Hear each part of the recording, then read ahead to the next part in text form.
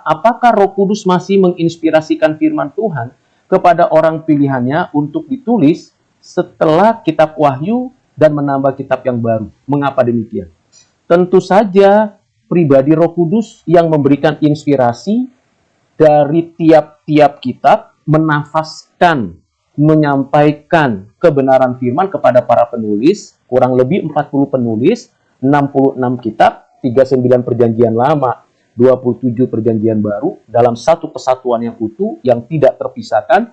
Ada yang masih berlanjut prinsip dasar kebenaran dan pengajaran dari Kristus, dari Allah, dari Roh Kudus. Ada yang sudah berhenti karena sudah digenapi sempurna di dalam Kristus. 66 kitab itu sudah sempurna, yang memberi penjelasan kepada kita, pengertian kepada kita, pengetahuan dan pengenalan akan Allah yang Esa, Bapa, Anak, Roh Kudus secara progresif, yang memberikan pengenalan akan diri kita sebagai ciptaan pribadi yang pernah berdosa dan ditebus, dan yang memberikan gambaran secara umum realitas akan hidup dan kehidupan ini. Jadi apa yang diinspirasikan oleh Roh Kudus sudah lengkap, sudah sempurna, sudah tidak perlu ditambah lagi dari mulai Kejadian sampai dengan kitab Wahyu. Karena kita tahu di sana mencakup 4 narasi besar. Yang pertama kisah penciptaan, kedua kisah kejatuhan, ketiga kisah penebusan, dan keempat kisah penggenapan penyempurnaan. Seluruhnya sudah lengkap. Kapan Yesus dinubuatkan untuk hadir menebus, Yesus mengerjakan keselamatan, dan Yesus naik ke surga dan datang kembali. Seluruhnya utuh. Apa yang diajarkan oleh Roh Kudus melalui hamba-hamba Tuhan dituliskan, huruf, kata, kalimat, narasi tiap-tiap kitab, itu semuanya sudah lengkap. Karena sudah lengkap, sudah sempurna, sudah utuh, maka tidak akan ada lagi kitab baru yang diinspirasikan oleh Roh Kudus untuk penulis. Maka di luar Alkitab bukan inspirasi dari Roh Kudus.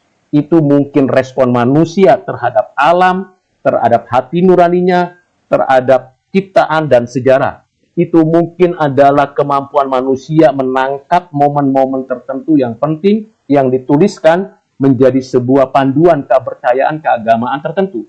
Tetapi tetap bukan firman Tuhan yang diinspirasikan oleh Roh Kudus. Karena itu tidak ada lagi tambahan kitab, tidak ada lagi kitab baru, nubuat baru yang berkaitan dengan hal-hal utama dan penting. Karena seluruh pengajaran itu sudah lengkap. Mengapa demikian? Ya tadi saya sudah berikan alasannya.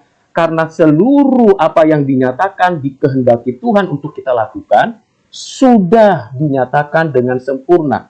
Mulai bagaimana kita mengenal diri kita mengelola bumi ini, kita mempunyai kemampuan berpikir, kita punya kemampuan di dalam konteks kekinian kita, lalu kita beradaptasi mengelola bumi, bahkan kita tahu dengan kemampuan itu kita mampu menemukan berbagai macam kebenaran yang ada di alam ini dan merumuskannya menjadi ilmu pengetahuan dan mendapatkan dari sana teknologi tradisional, modern, dan juga zaman digital ini. Karena itu kalau ada orang yang mengatakan aku mendapatkan wahyu baru, aku mendapatkan mimpi, aku mendapatkan penglihatan tentang akhir zaman, tentang hidup di dalam hidup kudus, harus bertobat. Itu semua sudah ada di dalam Alkitab. Kalau kita tidak pernah membaca Alkitab dengan teratur, teliti, dan utuh, pasti kita terheran-heran. Kok ada ya penglihatan seperti itu? Kok ada ya nubuat seperti itu? Kok ada ya pengertian seperti itu? Padahal di Alkitab sudah lengkap. Karena itu Bapak Ibu Saudara, saya menganjurkan Bapak Ibu Saudara yang belum pernah membaca Alkitab yang lengkap, yang belum utuh dan detail membacanya, dalam bahasa Indonesia kah, bahasa daerah kah, bahasa Inggris kah, kalau bisa bahasa Ibraninya, kalau bisa bahasa Yunaninya, atau bahasa Latin, kalau memang diberi kesempatan belajar, bacalah. Pelajarilah, supaya kita tidak ditipu oleh penyesat-penyesat yang mengatakan aku terima kitab baru, wahyu baru, nubuat baru. Setelah saya banyak mendengar video, tulisan, ternyata semua yang disampaikan sama di dalam Alkitab. Bahkan yang lebih mengerikan dan yang menakutkan adalah ditambah-tambah. Yang sebenarnya dia sendiri pun belum pernah mengalaminya. Misalnya ada orang yang turun ke neraka, kemudian naik ke surga. Loh, dia sendiri masih di bumi. Bagaimana dia bisa naik ke surga atau turun ke neraka, lalu menjelaskan neraka dan surga, lalu dia kembali ke bumi. Memangnya siapa dia? Tuhan tidak pernah mengajarkan hal-hal seperti itu di dalam Alkitab. Karena Alkitab itu realistis. Konteksnya jelas dalam sejarah manusia untuk hidup yang akan datang. Untuk hidup di sini dan untuk kehidupan kita. Alkitab untuk manusia. Alkitab untuk kita di sini. Bukan untuk kita di tempat imajinasi yang liar seperti itu. Yang kedua, Bapak Ibu Saudara, karena Roh Kudus itu adalah pribadi yang menginspirasikan, pasti seluruh inspirasi dari tiap-tiap penulis, dari mulai Kejadian sampai Wahyu, itu saling berkaitan. Maka kalau kita membaca Alkitab, ada yang namanya disebut penafsir, menafsir berdasarkan tafsiran yang ada di dalam tulisan Alkitab. Kita tidak menafsir dari apa yang dari luar, itu namanya eisegese. Kita memberikan jawaban terhadap apapun dari Alkitab. Kendati pun kita punya pengetahuan tentang dunia ini, tentang realitas alam semesta, seluruh entitas yang ada, tentang diri kita, namun semuanya itu harus didasari kepada seluruh kebenaran. Karena kebenaran Alkitab itu pada pengajarannya tidak ada kesalahan, tidak ada kekurangan, semua sempurna.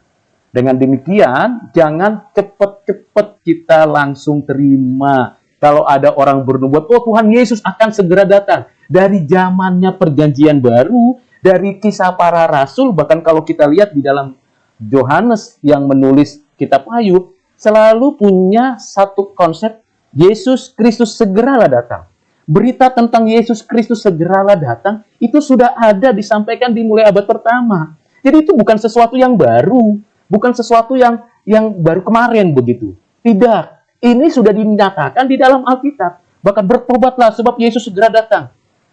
Istilah bertobat sebab Yesus segera datang itu sudah dinyatakan sejak Adam dan Hawa berdosa, sejak keturunan-keturunannya berdosa sampai sekarang.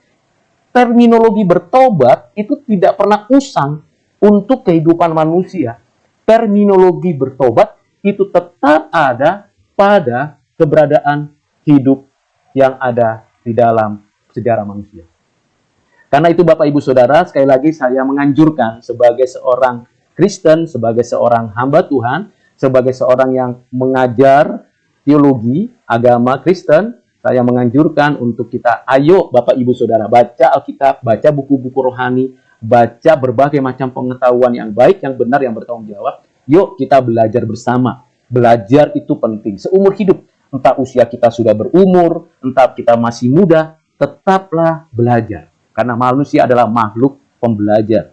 Ini hal penting yang perlu saya sampaikan di dalam konteks saat ini.